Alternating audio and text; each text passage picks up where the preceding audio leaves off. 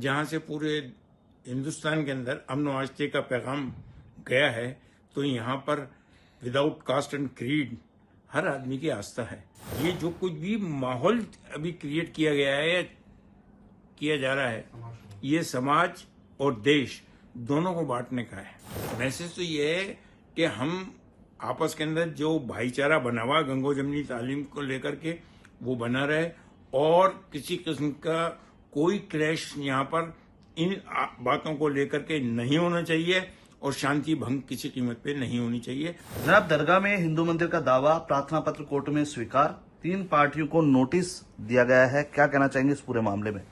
देखिए, ये तो न्याय प्रक्रिया है, कोई भी कोर्ट में जा सकता है और कोर्ट उसको एंटरटेन करेगी, उसके ऊपर बाकायदा एविडेंस होंगे, सबूत लिए जाएंगे, उसके बाद फाइनल आएगा। अभी तो बहुत टाइम है। आखिर क्यों बार बार दरगाहों को ही निशाना बनाया जा रहा है? अब ये तो अपने पर्सनल इंटरेस्ट है उनका, वो चीप पब्लिसिटी के लिए कोई भी कर सकता है, तो इसके अंदर रोक तो कोई है नहीं।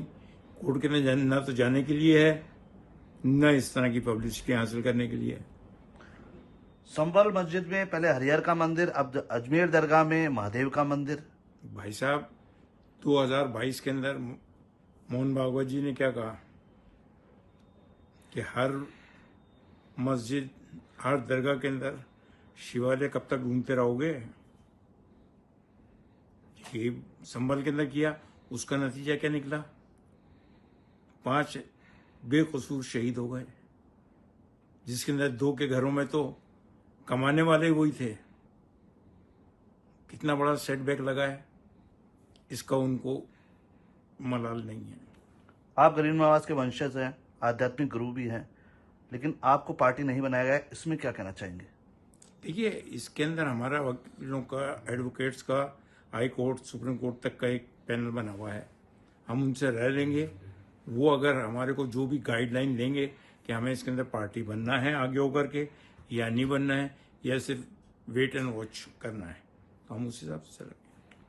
सूफी संत ख्वाजा गरीब नवाज की दरगाह है ये, सभी धर्मों के लोग आते हैं, नेता है या अभिनेता, सभी की चादर यहाँ पे पेश की जाती है, उसके बाद इस तरह की घटना, क्या कहना चाहिए? देखिए, ये वो स्थान है जहाँ से पूरे हिंदुस्तान के अंदर अमन और आस्थे का पैगाम गया है, तो यहाँ पर विदाउट कास्ट एंड क्रीड हर आदमी की आस्था है।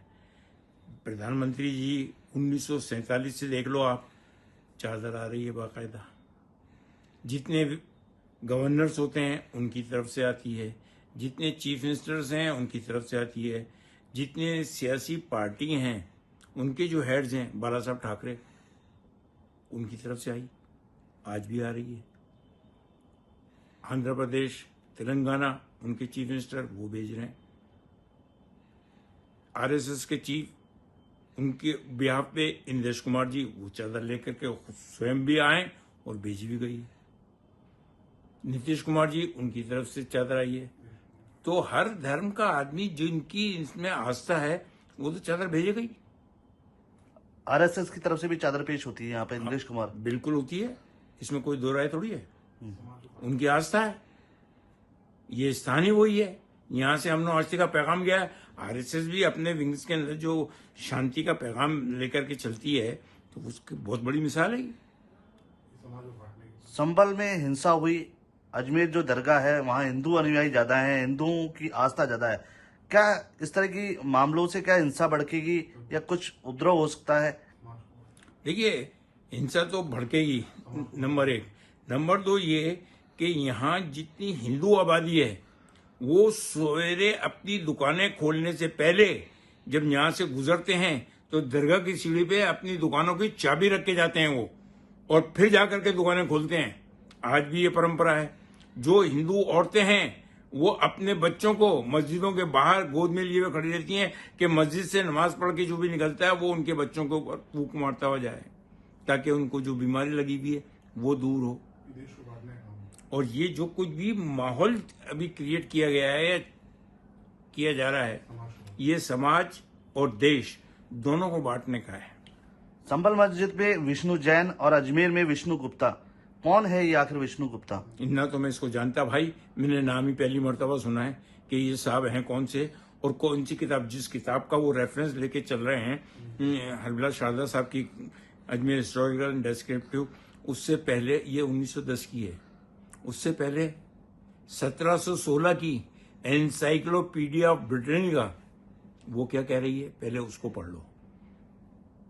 कर्नल जेम्स टॉड 1829 के अंदर जो किताब लिख गए हैं, उसके अलावा कैवेंडिश रिपोर्ट, उसको पढ़ लो।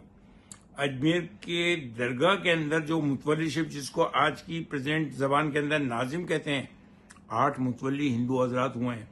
उनके 10 ईयर के अंदर कितना डेवलपमेंट हुआ। खांडे राव का आप इतिहास उठा के देखो, उसने कितना डेवलपमेंट किया। इसके अलावा 1947 का जजमेंट है प्रिवी काउंसिल लंदन का, AIR 1947 पेज नंबर 1, मुतवल्ली शिप को लेकर के, उसके अंदर दरगाह की पूरी हिस्ट्री दी हुई है। 1961 फुल बेंच है, 5 जजेस की बेंच है सुप्रीम कोर्ट की, पेज नंबर 1402 से 1419 के ऊपर बिल्कुल क्लियर कट जजमेंट दिया हुआ है। उसके अंदर दरगाह की हिस्ट्री है। JPC की रिपोर्ट 20 दिसंबर 2002 की, उसके अंदर देख लो आप, उसके अंदर दरगाह की हिस्ट्री दी हुई है।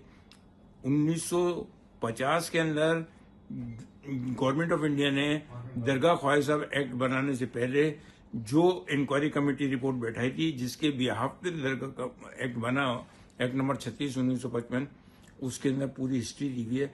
और उसके चेयरमैन जो थे वो इलाहाबाद हाई कोर्ट के सिटिंग जज थे। उन्होंने जो अपनी रिपोर्ट दी है वो पार्लियामेंट के पटल के ऊपर है, आप उसको पढ़ लो। और दरगाह की जितनी हिस्टोरिकल एंशियंट 200-300 साल पहले की किताबें हैं, उसको आप उठा के देख लीजिए। नंबर 2। नंबर 3 ये कि जहां तक मुगलों का सवाल है, वो तो 1526 के अंदर आए हैं मुगल। बाबर जो आया है, इब्राहिम लोदी से जो उसकी लड़ाई हुई है, उसके अंदर राणा सांगा ने साथ दिया है। और यहाँ अजमेर के ऊपर हुकूमत राणा सांगा की भी रही है। जितने हिंदू राजा रजवाड़े हैं वो सब यहाँ पे आस्था रखते थे। और जितनी जंगें होती थी वो यहाँ पर आकर के अपनी तलवारें रख करके, यहाँ से इजाजत लेकर के, यहाँ दुआएं मांग करके यहाँ से जाते थे। वो मुगल जब आए, उनकी भी आस्था इधर पड़ी, उन्होंने भी किया ये। किस तरह का मैसेज आप देना चाहेंगे? मैसेज तो ये है कि हम आपस के अंदर जो भाईचारा बना हुआ गंगो जमनी तालीम को लेकर के, वो बना रहे। और किसी किस्म का कोई क्लैश यहाँ पर इन बातों को लेकर के नहीं होना चाहिए। और शांति भंग किसी कीमत पे नहीं होनी चाहिए। हर आदमी को ये चाहिए, उसकी पर्सनल मॉरल ड्यूटी बनती है कि वो इस किस्म की बातों के अंदर गलतफहमी का शिकार ना हो कि यहाँ पर ये है और वहाँ पर वो है, उसमें नहीं आए।